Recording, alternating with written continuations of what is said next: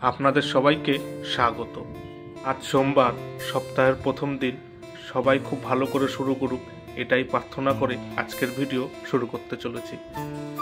আবার একটি স্টেশনের নতুন ভিডিও নিয়ে আমি সন্তু আপনাদের সামনে হাজির হয়ে গেছি।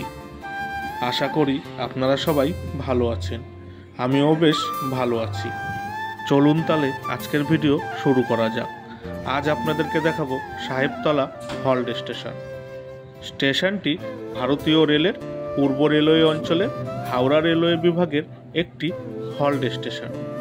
পশ্চিমবঙ্গের পূর্ব বর্ধমান জেলার ব্যান্ডেল কাটোয়া রেলপথের মধ্যে স্টেশনটি অবস্থিত। হাওড়া স্টেশন থেকে সাহেবতলা হল্ট স্টেশনের দূরত্ব 132 কিলোমিটার। সাহেবতলা স্টেশনের কোড হল SHPA।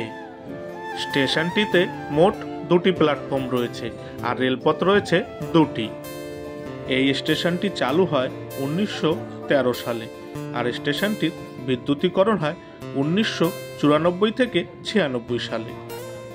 কাটোয়া জংশন স্টেশনের দিকে যেতে সাহেবতলা হল্ট স্টেশনের পরবর্তী স্টেশন হলো দাইহাট, আর ব্যান্ডেল স্টেশনের দিকে যেতে বা হাওড়ার দিকে যেতে এই স্টেশনের পরবর্তী স্টেশন হলো অগ্রদ্বীপ। স্টেশনের চারপাশটা ছিল খুবই সুন্দর, মন মুগ্ধ করা পরিবেশ। প্ল্যাটফর্মের গা ঘেঁষেই ছিল বাঁশবাগান, বেশ দারুণ লাগছিল দেখতে। প্ল্যাটফর্ম জুড়েই বাঁশবাগান আর ছোট বড় গাছপালা দিয়ে ঘেরা।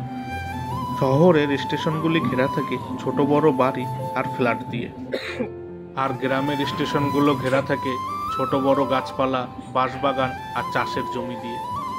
আপনারা কোন পরিবেশের স্টেশন দেখতে বেশি পছন্দ করেন, শহরের নাকি গ্রামের?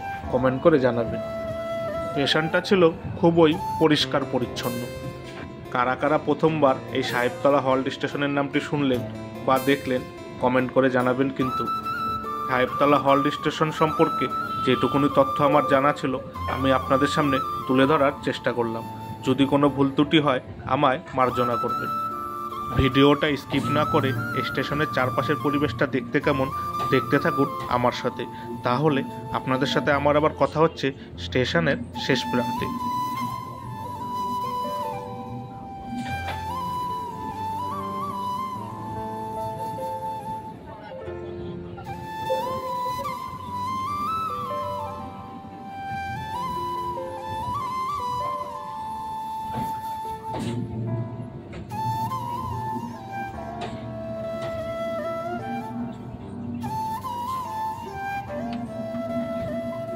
ভিডিওটি ভালো লাগলে অবশ্যই একটা লাইক করে দেবেন আর চ্যানেলটি সাবস্ক্রাইব করে বেল আইকনটি অন করে দেবেন, তাহলে আমি নতুন কোনো ভিডিও আপলোড করলেই সবার আগে নোটিফিকেশান আপনার কাছে পৌঁছে যাবে।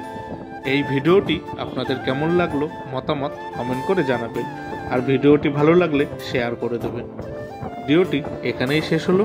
আপনারা সবাই ভালো থাকবেন, সুস্থ থাকবেন আর সাবধানে থাকবেন, আর আমার চ্যানেলের সাথে জুড়ে থাকবেন। টাটা।